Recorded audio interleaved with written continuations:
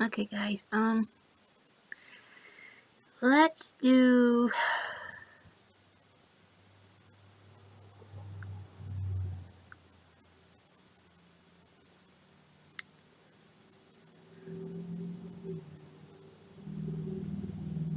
What's IQs?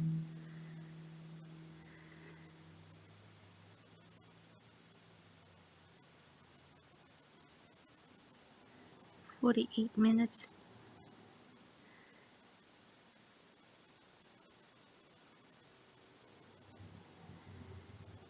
Let's do top scariest interviews with evil people. You must choose, Mr. Bond. Let's go help people customize and save with Liberty Mutual. Okay, who sat at my desk? We're all used to seeing interviews with celebrities and politicians, but sometimes interviews with truly evil people have been caught on tape.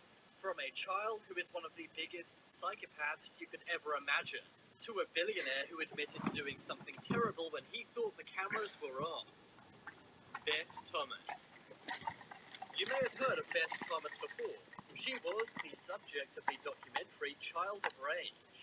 This is said to be one of the scariest documentaries that you should never watch alone. At a very young age, Beth appeared to be a psychopath.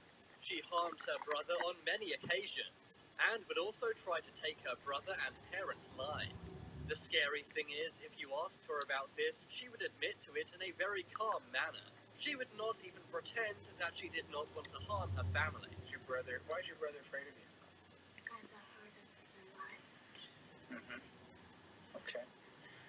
Her interview is enough to send chills down your spine. It's a very weird juxtaposition seeing such a cute young girl say these terrible things.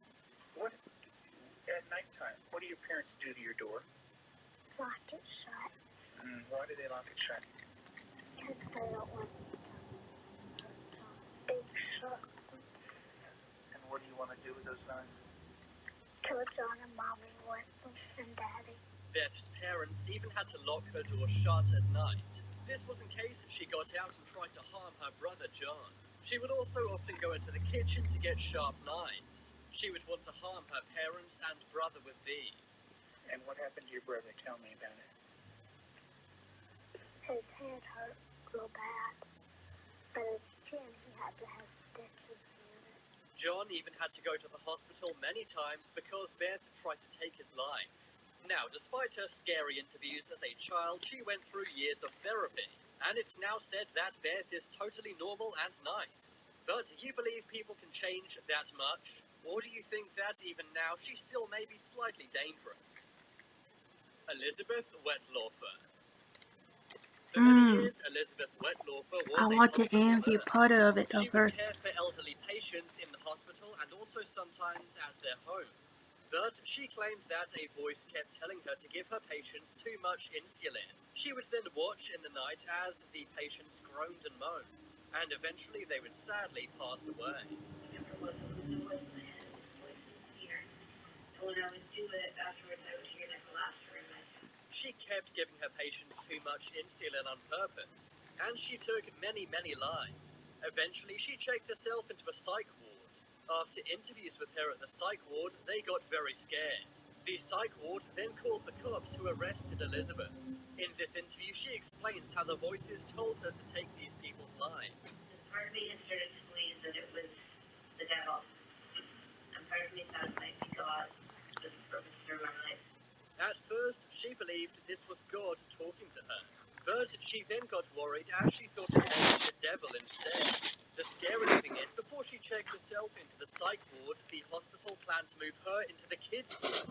This means she would have been responsible for giving kids insulin, and she likely would have given these kids too high a dose on purpose and taken their lives. Thank Why? goodness she came to her senses and checked herself in. Otherwise, she could still be doing this today undetected. She blamed what she did all on the voice inside her. She said the voice was not in her head, but in her stomach. And after she would take her patients' lives, the voice would roar with laughter. Whatever it was in my head. And when I would do it afterwards, I would hear like a laughter in my head. I'm just so glad that she told people about this before she was moved to the kids' ward. no telling how many kids' lives her or the voice may have ended.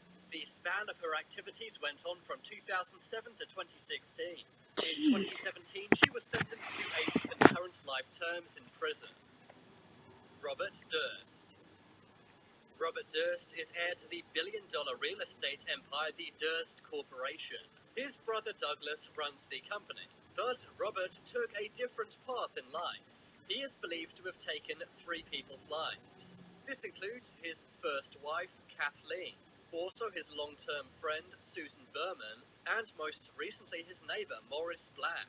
In 2015, he was the subject of the documentary The Jinx. He did many interviews for this documentary, but it was only on his last interview when something very scary happened. In all of his interviews, he claimed he was totally innocent, but after wrapping up the final interview, he used the bathroom. However, he did not realize that his microphone was still recording him.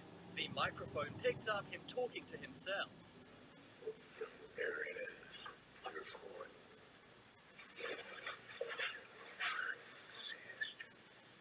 It appeared he was going over the interview and saying how much of a disaster it was. The recording ends with him saying, "What the hell did I do?" He then pretty much admits to taking the 3 Buddy. people's lives. No. No.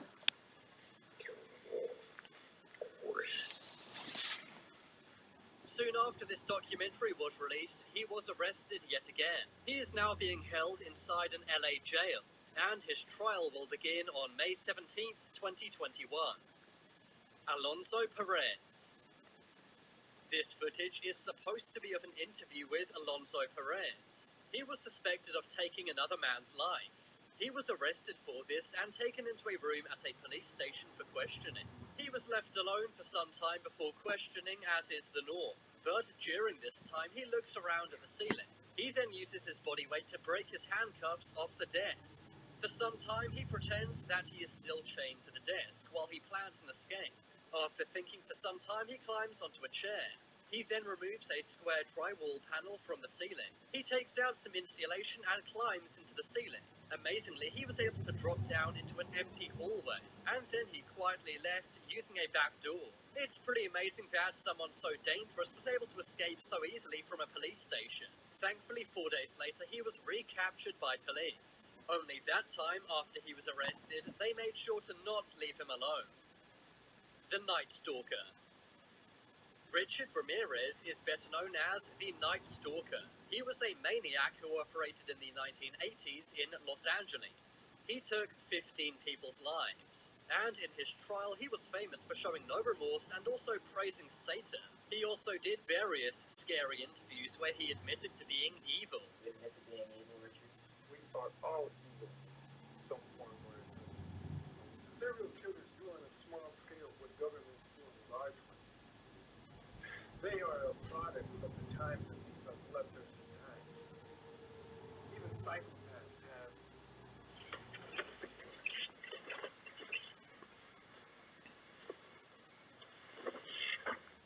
emotions that you dig, but then again, they don't. Stephen McDaniel. In 2011, Stephen McDaniel was giving a news interview about a missing woman. Lauren Giddings was his neighbor, but she'd been gone for many days and no one knew where she was. The two were classmates at Mercer University. But as Stephen was giving the interview live on TV, he was given some scary news. He was told that Lauren's remains had been whenever found that by happened that police. day. No one I was suspected still in Stephen high had school. anything to do with it while he was giving the interview. But when he was told this news, he totally freaked out. We just don't know where she is. What about in the parking lot area? I know they've been doing a lot of. I think that's what they recovered from the body or whatever they recovered from there. Body. Had you heard anything? Had you seen anything there? Had you seen anything there? I mean, we don't know if this is the same person. You know what I mean? Like they took out a body there earlier. We don't know if it's the same person or not. That's how we're trying to ask people if they know who lived there.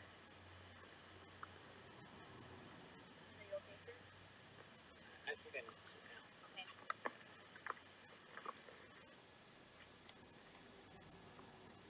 He knew he did it.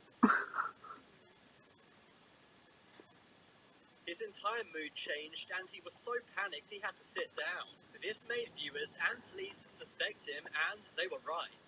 In a police interview, he confessed that he'd been spying on Lauren for several months, and eventually he had broken into her house and taken her life.